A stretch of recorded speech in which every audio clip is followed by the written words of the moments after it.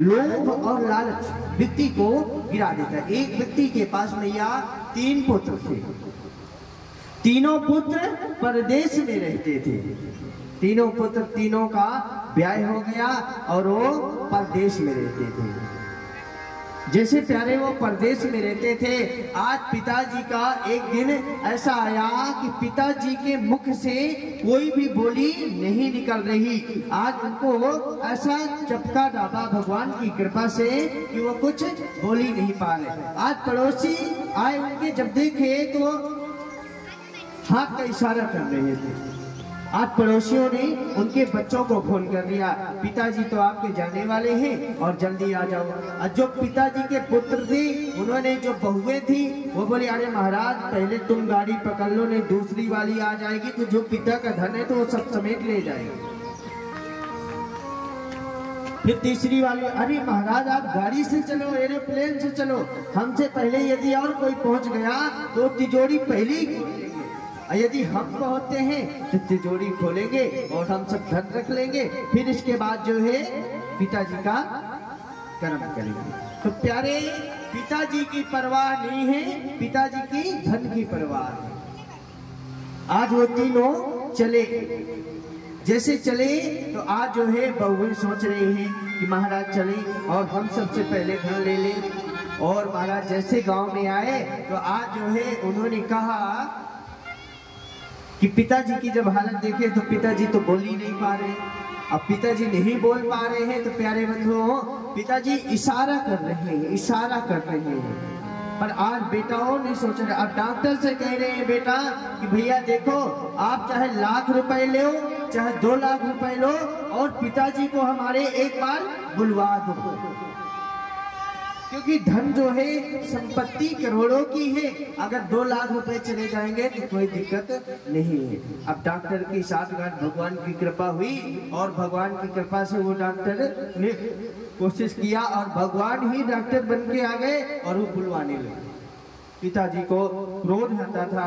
पिताजी ने कहा, अरे मूर्खो, खड़े खड़े देख रहे हो, उतनी समय से गैया झाड़ू खा रही है, तुम खड़े खड़े देख रहे हो।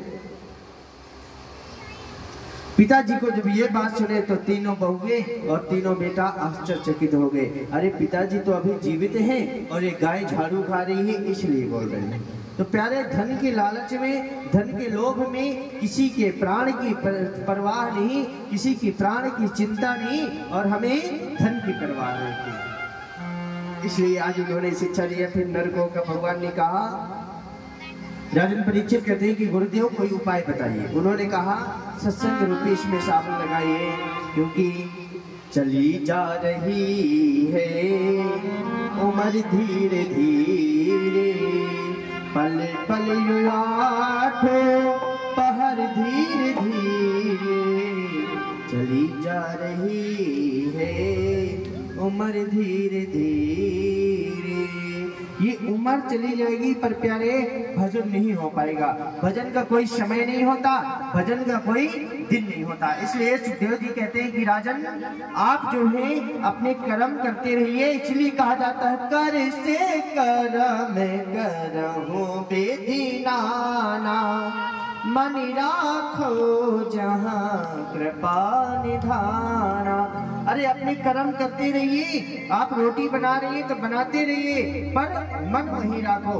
मन से भजन किया जाता है और भगवान का कोई दिन नहीं होता। जैसे आप करते हैं ना, एक मैया होती है तो मैया आरती कर रही है, ओम जय जगदीश हरे। फिर मैया ने दुर्गा मैया को देखा तो फिर क्या, अम्बे तो है जगदम्बे काली। फिर हनुमान जी भी दिख गए तो आरती कीजिए हनुमान लला की। फिर हनुमान जी के बाद मुरली वाला दिख गया तो वो कहते, अधर धर मुरली बजैया की, आरती कृष्ण कन्हैया की।